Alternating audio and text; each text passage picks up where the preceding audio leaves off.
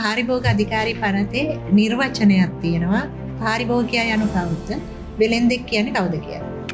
2023 වසරේ මැයි 17 අපි ගැසට් පත්‍රයක් නිකුත් කරනවා පාරිභෝගික අධිකාරී පනත යටතේ.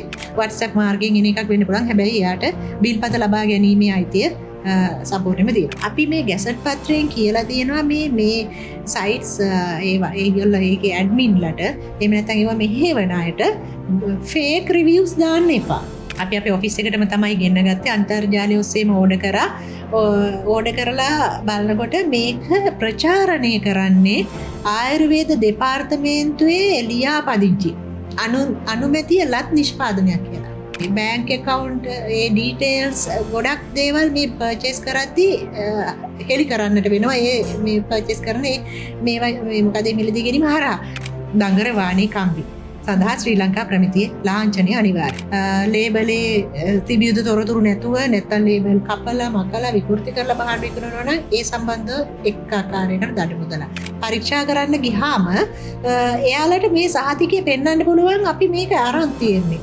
එතකොට අපි අහනවා මේක දැන් කවදද ගත්තේ එක්ස්පයර් වෙලාද? ඉතින් එක්ස්පයර් වෙලාද නැද්ද කියන එකත් ඔබට ඔප්පු කරගන්න පුළුවන් වෙන්නේ සහතිකය තිබ්බොත් විතරයි. ඒ වගේම තමයි Facebook සහ Instagram වැනි වේදිකා හා මාර්ගගත විකිණීමේ වර්ධනයත් සමග පාරිභෝගික කටයුතු අධිකාරිය වශයෙන් කොහොමද මේ සමාජ මාධ්‍ය පාදක වෙළඳාම නියාමනය කරන්නේ? ඒ වගේම මාර්ගගත විකුණුම්කරුවන් භෞතික වෙළඳසැල් වලට සමාන ලෙස නීත්‍යානුකූලව සලකන්න පුළුවන්ද? පාරිභෝග අධිකාරී පනතේ නිර්වචනයක් තියෙනවා. පාරිභෝගිකයා යනු කවුද? වෙළෙන්දෙක් කියන්නේ කවුද කියලා. එතකොට පාරිභෝගිකයෙක් කියන්නේ යම්කිසි ප්‍රතිෂ්ඨාවකට භාණ්ඩයක් මිලදී ගන්න තැනැත්තෙක්. කියන්නේ ප්‍රතිෂ්ඨාව කියන්නේ මුදල. මුදලක් දීලා භාණ්ඩයක් හොමාර වෙනවා. ව්‍යාපාරිකයෙක් කියන්නේ මුදලක් අරගෙන භාණ්ඩයක් ලබා දෙනවා. විකුණනවා. එතකොට ඔන්න පාරිභෝගිකයා සහ ව්‍යාපාරිකයා. ඊට පස්සේ වෙළඳාම කියන එකට තියෙන නිර්වචනය තමයි තොග වශයෙන්, සිල්ලර වශයෙන් සෝ ආනයනික. ආනයනික භාණ්ඩයක් විකුණන. ඒක තමයි වෙළඳාම. එතකොට දැන් ඔබ ඇහුවේ අන්තර්ජාලය ඔස්සේ Facebook ඔස්සේ එහෙම නැත්නම් වෙන යම් වූ සෝෂල් මීඩියා නේද සමාජ මාධ්‍ය හරහා විකුණන භාණ්ඩ සම්බන්ධයෙන්ුත් පාරිභෝගික අධිකාරිය වග කියනවාද කටයුතු කරනවාද? ඔව් කටයුතු කරන්න වෙනවා. මොකද එතනත් අර ගනුදෙනුවක්ම තමයි වෙන්නේ. වෙනසකට තියෙන එකම දෙයයි එතන මාධ්‍ය වෙනස්. මොකද අපි ෆිසිකල් ස්ටෝර්ස් එකකට ගිහිල්ලා කියන්නේ ස්ටෝර් එකකට ගිහිල්ලා කියන්නේ භෞතිකව අපි කඩේකට ගිහිල්ලා භාණ්ඩ මිලදී ගැනීමක් නේ අපිට දැනට තියෙන එක්ස්පීරියන්ස් එක. හැබැයි මෙතනදී අපි කඩේට යන්නේ නැහැ. හැබැයි අපි ඕඩර් එක ප්ලේස් කරනවා. එතනදී වෙච්ච ගැටලු අපිට අත්‍තරම් පැමිණිලි එනවා. බහුල වශයෙන් පැමිණිලි එනවා. මේ වගේ ගනුදෙනු සම්බන්ධ අන්තර්ජාලය ඔස්සේ කරන අපි මැදිහත් වෙනවා. නීති අනුකූලව කටයුතු කරනවා. ඊට එහා ගිහිල්ලා 2023 වසරේ මැයි 17 අපි ගැසට් පත්‍රයක් නිකුත් කරනවා පාරිභෝගික අධිකාරී පනත යටතේ.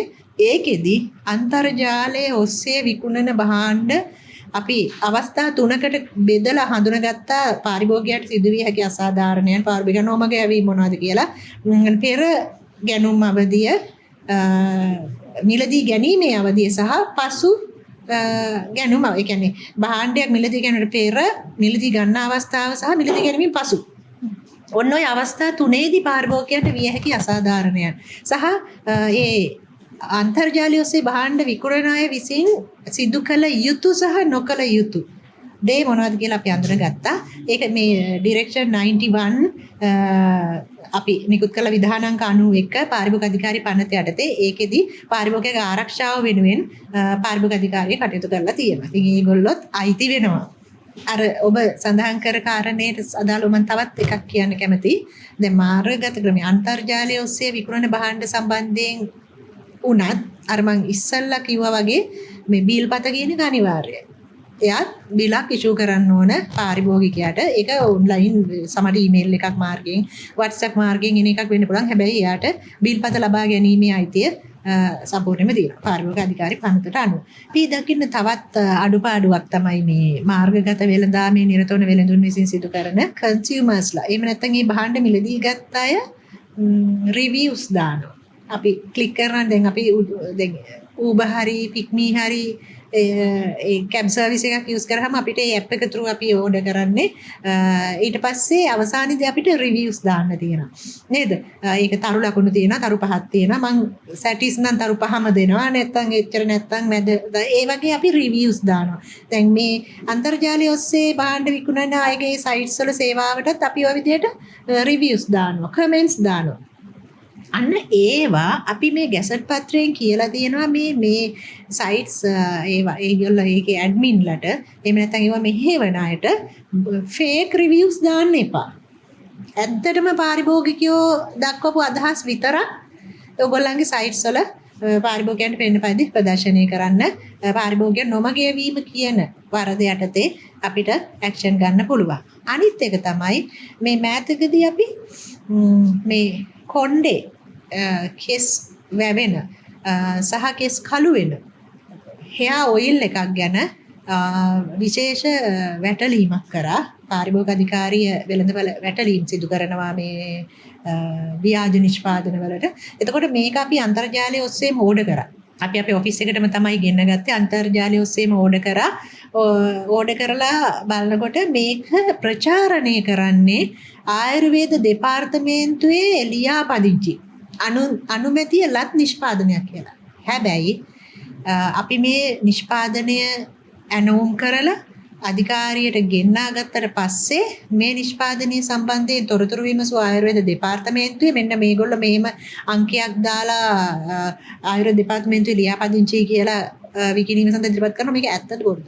ඇත්තටම අපිට ලැබුණ පිළිතුර තමයි ඒගොල්ලන්ට කිසිම ආකාරයකින් මෙහෙම ලියාපදිංචි සහතිකයක් දීලා නැහැ. ලියාපදිංචියක් නැහැ. අන්න ඒක නිසා අපි ඉල්ලා සිටින්නේ දැන් මේ අන්තර්ජාලය ඔස්සේ වෙළඳාම් සිදු කරන සියලුම ආයතන වලට ඉතාමත් හොඳ සේවාවක් ඒගොල්ලෝ කරන්නේ. ඒ ආයතන වලින් අපි ඉල්ලා සිටින්නේ පිළිගත් නිෂ්පාදන. මොකද ඒගොල්ලෝ යටතේ මේ ලියාපදිංචි වෙනවා සප්ලයර්ස්ලා. ඒ සප්ලයර්ස්ලා සැපයුම්කරුවෝ ලියාපදිංචි කරද්දී අනිවාර්යයෙන්ම පිළිගත් නිෂ්පාදකයෝ පිළිගත් සප්ලයර්ස්ලා ඒ කියන්නේ වගකීමක් සහිත පුද්ගලයන්ගේ භාණ්ඩම මේගොල්ලන්ගේ අන්තර්ජාල වේදිකාවල අප්ලෝඩ් කරන්න විකිණීම සඳහා ඉදිරිපත් කරන්න ඉඩ දෙන්න. එහෙම නොවුනොත් අපි ගන්නා නීත්‍යානුකූල ක්‍රියාමාර්ගය එයාට මුලින්ම අපේ නීත්‍යානුකූල ක්‍රියාමාර්ගය හැම මුලින්ම වගකීමට බැඳෙන්නේ අර අන්තර්ජාල වේදිකා පහසුකම සපයන අය. මොකද එයා තමයි ඉඩ දෙන්නේ අනික් අයට එයාගේ සයිට් එක ඇතුලේ භාණ්ඩ විකුණ ගන්නට. එතකොට එයා සම්පූර්ණ වගකීමට බැඳෙනවා. ඊට පස්සේ තමයි පාස් වෙන්නේ අර සප්ලයර්ට. ඉතින් ඒක නිසා ඒකත් ඔබ ඒ සම්බන්ධයෙන් ඔබේ වගකීම තියෙනවා. අපි දකින්න තවත් අඩුපාඩුවක් තමයි මේ පාරිභෝගිකයන්ගෙන් අපිට ලැබෙන පැමිණිල්ලක්. දැන් මේ පාරිභෝගිකයෝ විශ්වාසවන්තව ඒගොල්ලන්ගේ දුරකථන අංක ඊට පස්සේ ඒගොල්ලන්ගේ මේ බැංක් account ඒ details ගොඩක් දේවල් මේ purchase කරද්දී හෙලි කරන්නට වෙනවා. මේ purchase කරන මේ මොකද මිලදී ගැනීම හරහා. ඉතින් මේ තොරතුරු කරුණා කරලා තුන්වෙනි පාර්ශවයන් අතටපත් වෙන්නට ඉඩ දෙන්න එපා. මොකද සමහර වෙලාවට අපි බලාපොරොත්තු නොවන අපිට අනවශ්‍ය ටෙක්ස්ට් මැසේජස් එනවා.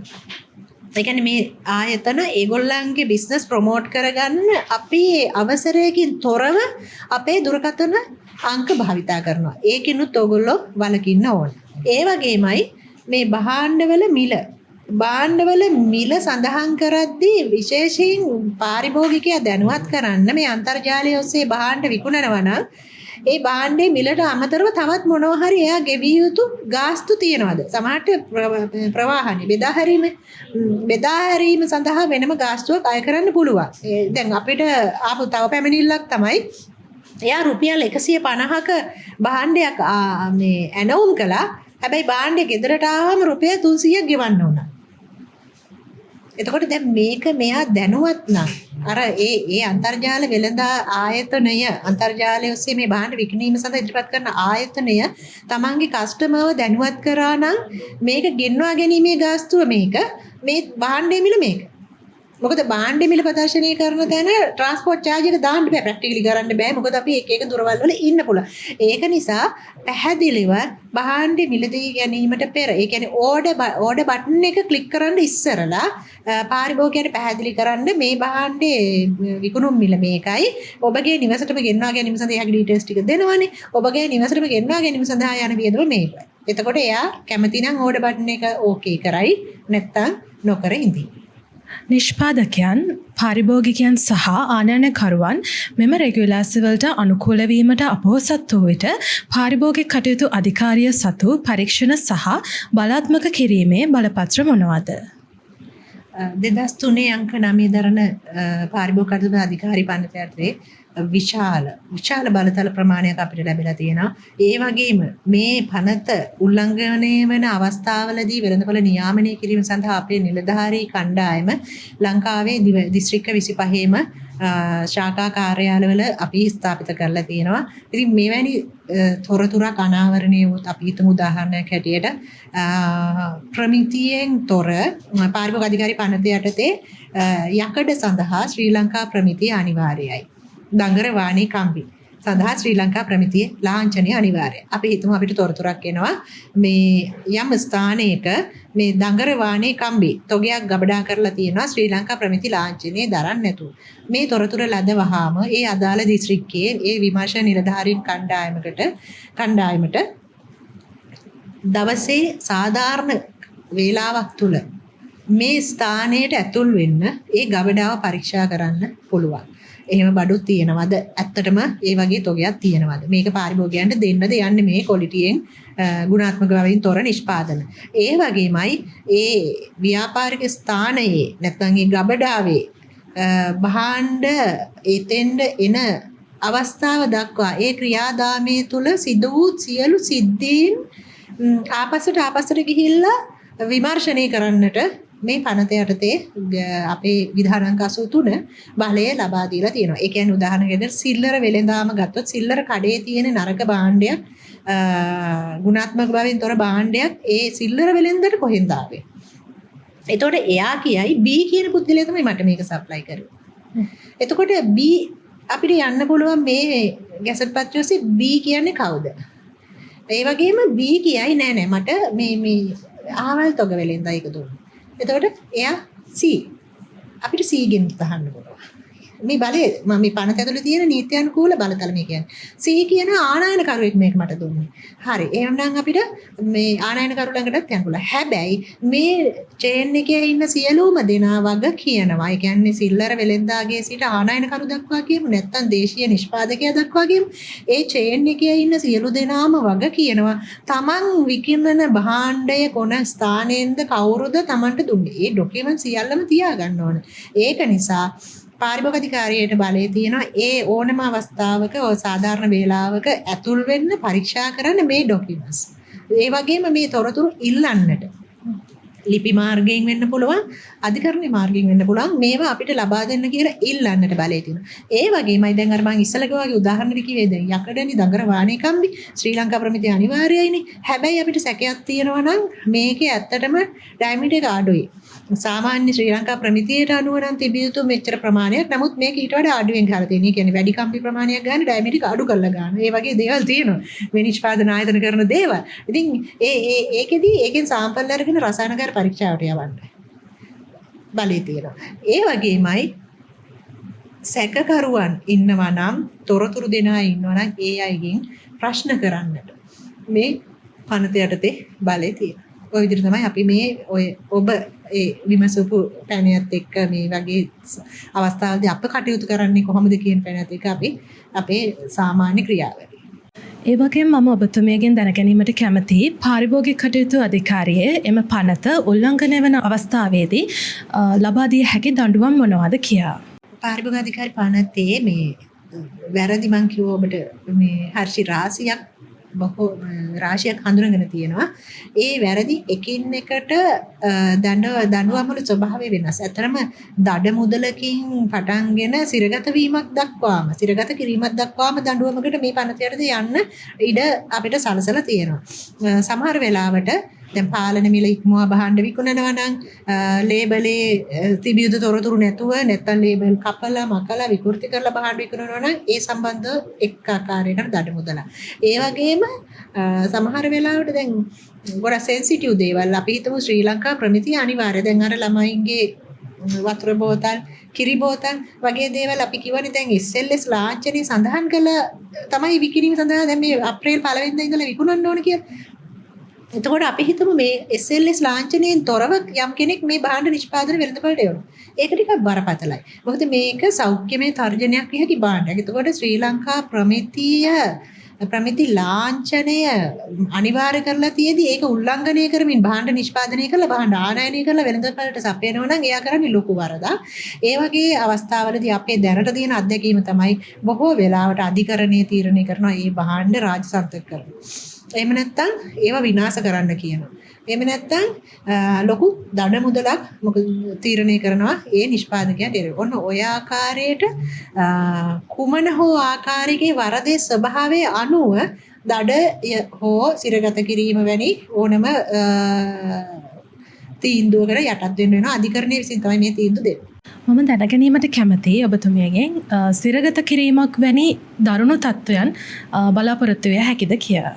ඔව් පාරිභෝගික අධිකාරී පනත යටතේ එහෙම අවස්ථාවක් තියෙනවා.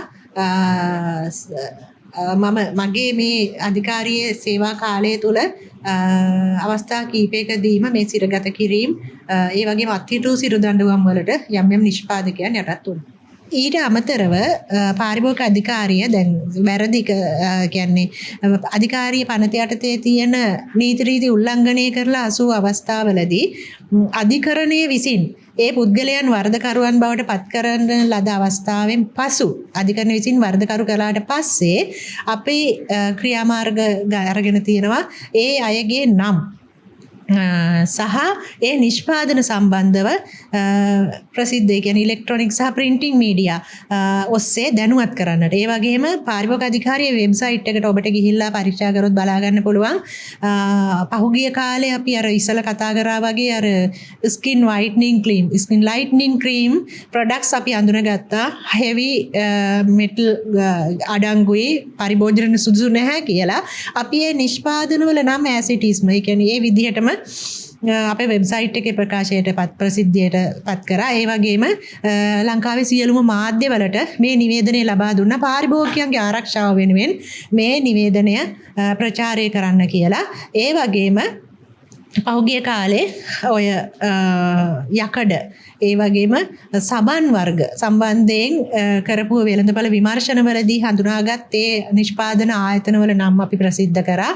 මේ ඒ නිෂ්පාදන ඒගොල්ලන්ගේ නිෂ්පාදනවල සමහර වෙලාවට හැමෝටම නිවැරදි වෙන්න අවස්ථාවක් තියෙනවා. හැබැයි අපි අඳුනගත්තොත් යම් බැච් එකක වරදක් තියෙනවා කියලා අපි පාරිභෝගිකව බේර ගන්නට මේ බැච් එක ප්‍රසිද්ධියට පත් කරන්න වෙනවා. මම ඒ කියපු භාණ්ඩවලත් ඒ බැච් එකේ අංකේ දාලා ඒ කාණ්ඩ අංකේ අපි ප්‍රසිද්ධියට පත් කරා ප්‍රසිද්ධ මාධ්‍යවල මේවා මිලදී ගැනීමෙන් වළකින්න කියලා. ඉතින් ඒ විදිහට පාරිභෝගික අධිකාරිය ගුණාත්මක බවින් තොර භාණ්ඩ සහ නිෂ්පාදන ආයතන සම්බන්ධව නිරන්තරයෙන් මහජනතාව දැනුවත් කරන්නට කටයුතු කරනවා. ඒ වගේම මම ඔබතුමියකින් දැනගැනීමට කැමතියි යම්කිසි ව්‍යාපාරයක් මෙම පනත්වලට අනුකූල නොවන බව සොයාගතහොත් නැවත අනුකූලතාවයට පැමිණීමේදී මොන වගේ නිවැරදි කිරීමේ ක්‍රියාමාර්ගයන්ද ලබාගත යුත්තේ කියලා. ඒ අය ඇත්තටම දැන් අපි රසායනාගාර පරීක්ෂාවන් වලින් තමයි ඔප්පු කරගන්නේ ඒගොල්ලන්ගේ නිෂ්පාදනයේ ගුණාත්මක බව නැහැ කියලා. ඉතින් ඒ වෙලාවට එයාට නිවැරදි වෙන්න තියෙන ප්‍රධානම ක්‍රියාමාර්ගය තමයි එයාලගේ ඒ නිෂ්පාදන ප්‍රමිතියට අනුකූලව නිෂ්පාදනය කරලා වෙළඳපළට සැපයීම සහ පාරිභෝගික අධිකාරිය එහෙම නැත්නම් අනෙකුත් ඒ අදාළ නියමන ආයතනයකට ඒ සාම්පල පරීක්ෂා කරලා රසායනාගාර පරීක්ෂණ වාර්තා තුලින් ඔප්පු කිරීම. ඒ වගේම මම දැනගැනීමට කැමතියි යම්කිසි ව්‍යාපාරයක් පවත්වාගෙන යාමේදී අදාළ ප්‍රමිතීන්ට අනුකූලව සහතික කිරීම පවත්වා ගැනීම සහ ලිය කියවිලි පවත්වා ගැනීමේදී වැදගත්කම කුමක්ද යන්න. මම අර ඔබට මුලින් පැහැදිලි කරා වගේ අපේ විමර්ශන නිලධාරීන් ගිහිල්ලා දැන් පැමිණිල්ලක් ලදහොත් අපි our own motion අපි වෙළඳපොළ විමර්ශන කරනවා. එතකොට ඒ අවස්ථාවල් වල අපි ගිහිල්ලා පරීක්ෂා කරනකොට ඇත්තටම මේගොල්ලන්ගේ භාණ්ඩය සම්බන්ධව ගැටලුවක් නැත්තම් ඒ අයට ඒ බව ඔප්පු කරගන්න තියෙන එකම සහතිකය ඒ සහතික කිරීම කරන ආයතන වලින් ලබාගත් සහතිකය. උදාහරණයක් ඇටියට අපි ශ්‍රී ලංකා ප්‍රමිති ලාංඡනය අනිවාර්ය කරලා තියෙනවා කියමුකෝ කෑන් ෆිෂ් වලට ඒක අනිවාර්ය කරලා තියෙන්නේ. කෑන් ෆිෂ් වලට පාරිභෝගික අධිකාරී පනත යටතේ ශ්‍රී ලංකා ප්‍රමිති අනිවාර්යයි. ඒතර අපි ටින් මාළු නිෂ්පාදනය කරන ව්‍යාපාර ආයතන පරීක්ෂා කරන්න ගියාම එයාලට මේ සහතිකය පෙන්වන්න පුළුවන් අපි මේක අරන් තියෙන්නේ. එතකොට අපි අහනවා මේක දැන් කවදද ගත්තේ එක්ස්පයර් වෙලාද? ඉතින් එක්ස්පයර් වෙලාද නැද්ද කියන එකත් ඔබට ඔප්පු කරගන්න පුළුවන් වෙන්නේ සහතිකය තිබ්බොත් විතරයි. ඉතින් ඒ වගේ කාරණා ගත්තාම ඒ වගේම දැන් කාබනික නිෂ්පාදනයක් කියමු. ඒක වෙළඳසැලේ විකිණීම සඳහා ඉදිරිපත් කරනකොට අපි හිතමු සුපර් මාකට් එකට ඔබ සප්ලයි කරනවා.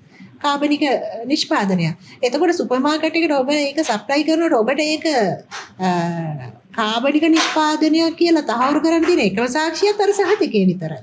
ඉතින් මේකේ ගොඩක් වාසි සහගත අවස්ථා තියෙනවා. ඒ වගේමයි ලේබලේ දාලා තියෙනවනම් මේ අහවල් නිෂ්පාදන ආයතනයේ සහතිකයේ ලත් නිෂ්පාදනයක් මේක කියලා පාරිභෝගිකයට විශ්වාසයක් ඇති වෙනවා. ඒක මිලදී ගන්න. නේද? අන්න ඒ වගේ වාසි ගොඩක් තියෙනවා. ඔබේ ඔබේ නිෂ්පාදන විකුණ ගන්නත් ඒක අවස්ථාවක්. පාරිභෝගිකයට මිලදී බය නැතුව පාරිභෝගික භාණ්ඩ මිලදී ගන්නත් අවස්ථාවක්. ওই විදිහට ලොකු වාසියක් තියෙනවා මේ සහතික තියෙන අය. අප දැන් කෙමෙන් ලංවන්නේ වැඩසටහනේ අවසානය වෙතටයි. ඉතිං අපත් සමග එකතු ශ්‍රී ලංකා පාරිභෝගික කටයුතු පිළිබඳ අධිකාරියේ වැඩබලන අධ්‍යක්ෂ ජෙනරාල් සමන්තා කරුණාරත්න මහත්මියට මම මේ වෙලාවේ මාගේ ගෞරවපූර්වක ස්තුතිය පුද කර සිටිනවා. ඒ වගේම ප්‍රේක්ෂක ඔබට අපි ආරාධනා කර සිටිනවා අපත් සමග දිගටම රැඳෙන්න. අපි සූදානම් තවත් මෙවැනිම වූ හරවත් සංවාදයන් ඔබ වෙත රැගෙන එන්නට. ඉතින් අපගේ Facebook, LinkedIn, YouTube වැනි සමාජ මාධ්‍ය ජාලා ඔබ වෙත විවෘතයි. ඒ වගේම පහත සඳහන් දුරකථන මාර්ග ඔස්සේද ඔබට අපව සම්බන්ධ කරගත හැකියි. ඉතින් අදට අපි ඔබගෙන් සමුගන්නවා තවත් මෙවැනිම වූ හරවත් සංවාදයකින් නැවත හමුවනතුරු ඔබට සුබ දවසක්.